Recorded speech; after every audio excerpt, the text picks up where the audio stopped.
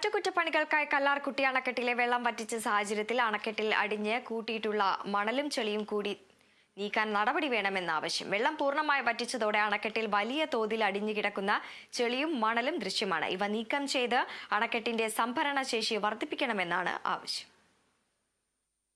2018 പ്രളയകാലത്തുൾപ്പെടെ കല്ലാർകുട്ടി അണക്കെട്ടിലേക്ക് വലിയ തോതിൽ ചെളിയും മണലും വന്നടിഞ്ഞിട്ടുണ്ട്. ഇത് അണക്കെട്ടിന്റെ സംഭരണശേഷിയെ പ്രതികൂലമായി ബാധിച്ചുവെന്നാണ് വാദം. ചെറിയ മഴ പെയ്താൽ പോലും അണക്കെട്ടിൽ വേഗത്തിൽ ജലനിരപ്പ് ഉയരുകയും ഷട്ടറുകൾ തുറക്കുകയും ചെയ്യുന്ന സ്ഥിതിയുണ്ട്.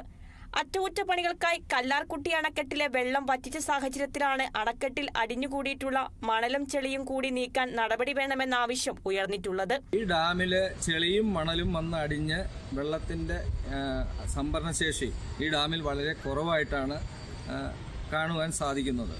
അപ്പോൾ ഈ വെള്ളം പറ്റിച്ച ഈ അവസരത്തിൽ തന്നെ KSEB അടിയന്തരമായിട്ട് ഈ ചെളിയും മണലും നീക്കം ചെയ്താൽ വെള്ളത്തിന്റെ സ്റ്റോറേജ് കൂടുന്നതാണ്. അപ്പോൾ വെള്ളത്തിന്റെ സംഭരണശേഷി കൂട്ടാൻ വേണ്ട ഈ പ്രവൃത്തി ചെയ്തതിന് ശേഷം മാത്രം വെള്ളം റീസ്റ്റോർ ചെയ്യേണ്ടതാണ്. വെള്ളം പൂർണ്ണമായി വറ്റിച്ചതോടെ അണക്കെട്ടിൽ വലിയ തോതിൽ അടിഞ്ഞുകിടക്കുന്ന ചെളിയും മണലും ദൃശ്യമാണ്.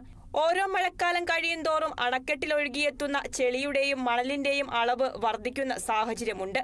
അണക്കെട്ടിലെ മണലും ചെളിയും നീക്കം ചെയ്താൽ സംഭരണശേഷി വർദ്ധിപ്പിക്കാമെന്നതിനൊപ്പം മണൽ വിറ്റഴിക്കുന്നതിലൂടെ വലിയൊരു തുക സർക്കാർ ഖജനാവിലേക്ക് എത്താൻ സഹായകരമാകുമെന്നും വാദമുയരുന്നു.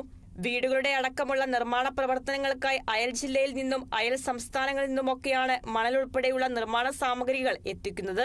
Kerala vision news, Idukki.